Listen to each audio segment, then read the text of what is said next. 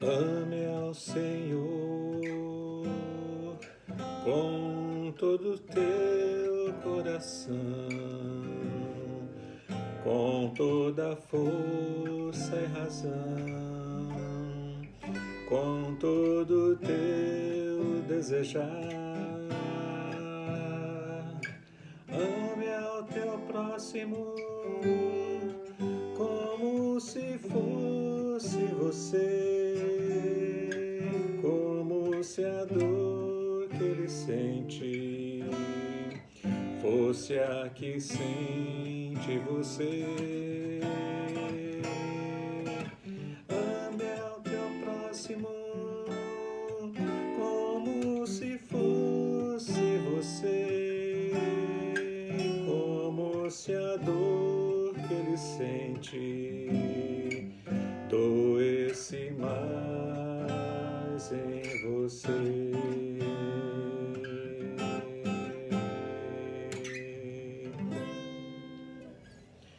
Bom dia, meus irmãos, bom dia. Momento da nossa devocional, momento que queremos compartilhar com os irmãos aqui um texto da palavra do Senhor no Evangelho de João, capítulo 6. Nós vamos ler apenas alguns versículos aqui, mas vai dizer assim a partir do versículo 5. Então Jesus, erguendo os olhos, vendo que grande multidão vinha ter com ele, disse a Filipe: onde compraremos pães para lhes dar a comer? Mas dizia isto para o experimentar, porque ele bem sabia o que estava para fazer. Respondeu-lhe Filipe: não lhe bastariam 200 denários de pão para receber cada um seu pedaço? Um de seus discípulos, chamado André, irmão de Simão Pedro, informou a Jesus: está aí um rapaz que tem 5 pães de cevada e 2 peixinhos, mas isto o que é para tanta gente? Disse Jesus: fazei o povo assentar-se, pois havia naquele lugar muita relva. Assentaram-se, pois, os homens em número de quase 5.000. Então Jesus tomou os pães e, tendo dado graças, distribuiu entre eles, e também igualmente os peixes quanto queriam. Meus irmãos, o pastor Carlos aqui, da Igreja Presbiteriana Central de Paranaguá, agradecendo aí aqueles que têm acompanhado as devocionais, que Deus edifique e abençoe as suas vidas. O texto aqui, ele é um relato de um milagre de Jesus, que vai anteceder, inclusive, o momento que Jesus vai falar de si mesmo como o pão da vida. Nesse mesmo capítulo 6, a partir do versículo 22, vai falar sobre isso. Mas nesse momento aqui é um problema muito grande, uma situação muito séria. Uma multidão acompanha Jesus, já está ficando tarde, aqueles homens ali precisam se alimentar, homens, mulheres e crianças, Jesus observa aquilo e fala com seus discípulos para que o alimento seja providenciado. E o primeiro a se manifestar aqui é Felipe, que vai dizer: mas mesmo que nós tivéssemos aí o dinheiro suficiente, mesmo assim não seria o bastante para alimentar tanta gente. E em seguida vem André, que diz: olha, tem um menino aqui que tem o lanche dele. 5 pães ali de cevada, inclusive cevada era o grão das pessoas mais pobres, A elite se alimentava do trigo e os pobres com o pão feito de cevada. 2 peixinhos, que realmente era coisa muito pouca, insignificante, diante daquela multidão. Jesus realiza ali um milagre maravilhoso que é relatado nos 4 evangelhos. Eu gosto desse texto porque tem esses detalhes que João coloca aqui, o nome das pessoas, inclusive. Bom, irmãos, primeira situação que eu quero notar aqui. Jesus, ele conhece todas as coisas. Nós entendemos isso. Ele conversa com os discípulos, ele expõe a situação. E muitas vezes nós, observando as situações difíceis da vida, reagimos como alguns deles aqui.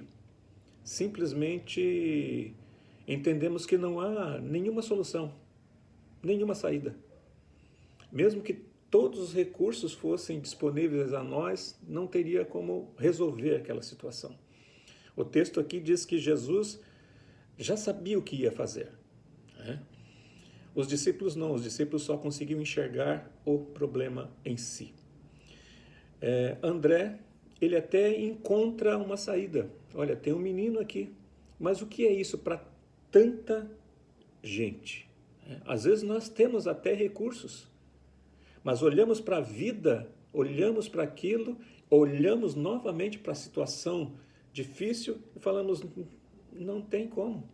O que eu tenho não é possível, o que eu tenho não é suficiente, não é o bastante para me tirar desse tipo de situação. E não estou falando apenas de situação financeira, que é o que imediatamente vem muitas vezes à cabeça das pessoas. Não, mas são os recursos emocionais, aquilo que o Senhor coloca em nossas mãos como recurso espiritual, a palavra de Deus, a oração. Muitas vezes achamos que esses recursos estão aquém do tamanho da situação difícil, do problema que estamos vivendo. Muito bem, Jesus coloca aqui uma situação interessante. Primeira coisa, ele não faz o milagre de imediato. Ele toma aqueles recursos pequenos que eram 5 pães e 2 peixinhos diante de uma multidão de 5.000, apenas homens são citados aqui, fora mulheres e crianças, e ele agradece. Mas antes disso, olha que coisa interessante, ele fala para os discípulos, organizem as pessoas, façam com que elas se assentem.